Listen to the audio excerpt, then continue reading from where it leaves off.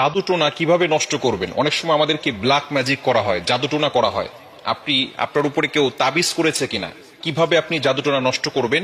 কারো কাছে যেতে হবে না, আপনি ঘরে বসেই নিজে নিজে এই জাদুটে নষ্ট করতে পারবেন। বিশেষ করে আমাদেরকে সতর্ক থাকতে হবে। অনেক সময় আমরা বিভিন্ন মানুষের কাছে যাই এবং আমরা সেখানে গিয়ে বলি, আমাকে একটু হাজিরা করে দেখেন যে আমার ভিতরে কোনো জিন আছে কিনা। তারা তো ঠিকই, যদি জিন নাও থাকে আপনার উপরে জিন একটা চালান করে দিবে, এরপরে আপনার কাছ থেকে বারবার এই জিনের মাধ্যমে ডিস্টার্ব করিয়ে আপনার কাছ থেকে টাকা খাবে। এজন্য আপনি কারো কাছে যাবেন না, নিজে ঘরে বসেই আপনি আপনার জাদুটোনা দূর করতে পারবেন, জাদুটাকে নষ্ট করে দিতে পারবেন। বর্তমান সমাজে ম্যাক্সিমাম সময় দেখা যাচ্ছে যে আত্মীয় স্বজন, একেবারে কাছের মানুষগুলো আপনাকে জাদুটোনা করে আপনার জীবনটাকে নষ্ট করে ফেলবে। অনেক সময় দেখবেন কিভাবে বুঝবেন? আপনি অনেক সময় অসুস্থ হয়ে পড়ছেন, কিছুই ভালো লাগে না, ঘরে ভালো লাগে না, দোকানে ভালো লাগে না, ব্যবসায়িক প্রতিষ্ঠানে ভালো লাগে না, অথবা ব্যবসায় বারবার লস হয়ে যাচ্ছে, অথবা সংসারে কোনো শান্তি নাই, স্বামী স্ত্রীর ভিতরে ঝগড়া হচ্ছে, অথবা কোনো মেয়ের বিয়ে হচ্ছে না। এই ধরনের কারণগুলো হচ্ছে ব্ল্যাক ম্যাজিক করা, জাদুটোনা করা। এটা হচ্ছে তার লক্ষণ। জাদুটোনা করেছে কিনা তার লক্ষণ হচ্ছে বারবার অসুস্থ হয়ে যাওয়া, বিভিন্ন ভাবে আপনি অসুস্থ হয়ে পড়ছেন। মেয়েটার বিয়ে হচ্ছে না, বারবার পাত্র আসে, দেখে সবকিছু ঠিকঠাক থাকে, যেদিন বিয়ে ডেট দিবে তার কিছুদিন আগে বলে বিয়ে করব না। এরকম অনেকে হয়, অনেকে আমাদের কাছে ফোন দিয়ে বলে। এটা হচ্ছে ব্ল্যাক ম্যাজিক, জাদুটোনার একটি অন্যতম লক্ষণ। এরকম লক্ষণ যদি আপনার ভিতরে থেকে থাকে, তাহলে আপনি জাদুটোনা কিভাবে নষ্ট করবেন আজকে বলে দিব।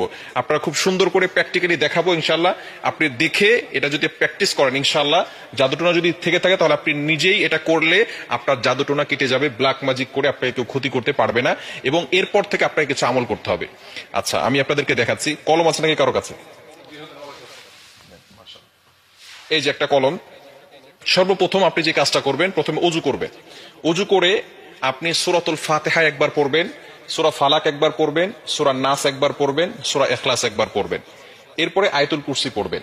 প্রথমে সূরা ফাতিহা একবার, এরপরে সূরা ফালাক একবার, সূরা নাস একবার, এরপরে সূরা ইখলাস একবার, আয়াতুল কুরসি একবার। এটা পড়ার পরে এরপরে আপনি একটা চেয়ারে বসবেন।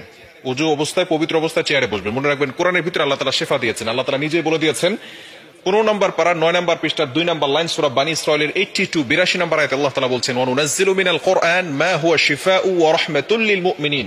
আমি আল্লাহ তাআলা মুমিনদের জন্য কোরআনটা শিফা স্বরূপ নাজিল করে দিয়েছি। প্রথমে আপনি বসবেন একটা চেয়ারের উপরে, পবিত্র হয়ে, অজু করে পবিত্র হয়ে তারপরে বসবেন। বসার পরে একবার সূরা ফাতিহা পড়বেন, এরপরে আপনি সূরা ইখলাস, সূরা ফালাক, সূরা নাস পড়বেন, এরপর আয়াতুল কুরসি পড়বেন। এরপরে আপনি 7 বার সূরা ফাতিহা পড়তে হবে আউযুবিল্লাহ বিসমিল্লাহ সহকারে। এই যে একটা ছুরি নেবেন ডান হাতে, ডান হাতে, এটা আমি পেন দিয়ে দেখাচ্ছি, আপনি একটা ছুরি নেবেন। ডান হাতে একটা ছুরি নিয়ে আপনি মাথার উপরে রাখবেন, এভাবে এভাবে রেখে আউযুবিল্লাহ বিসমিল্লাহ সহকারে সূরা ফাতিহা পড়বেন। পরে আপনি ছুরিতে ফু দিবেন। ছুরিতে ফু দেওয়ার পরে এরপরে ছুরিটা শরীরের সাথে টাচ করবেন না। টাচ না করে আপনি একেবারে সোজা কপাল থেকে নাক বরাবর, বুক বরাবর 2 পায়ের মাঝখানে রাখবেন। আপনি বসে আছেন, বসে থাকার পরে আপনি একটা ছুরি হাতে নেবেন। প্রথমে পবিত্র হলেন, সূরা ফাতিহা পড়লেন, ইখলাস পড়লেন, ফালাক পড়লেন, নাস পড়লেন, আয়াতুল কুরসি পড়লেন। এরপরে ছুরিটাকে আউযুবিল্লাহ বিসমিল্লাহ সহকারে সূরা ফাতিহা পড়ে ছুরিতে ফু দিবেন।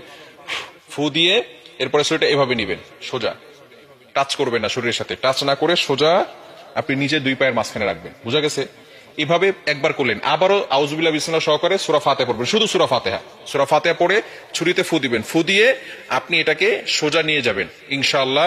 এভাবে 7 বার করলে যদি কেউ আপনাকে ব্ল্যাক ম্যাজিক করে, জাদুটোনা করে, সেহের করে, তাহলে আপনার সেটা কেটে যাবে, আর কোনো সমস্যা হবে না। এরপর থেকে আপনাকে যাতে করে আর কেউ জাদু করতে না পারে, মাস্ট বি আপনাকে 5 ওয়াক্ত নামাজ পড়তে হবে।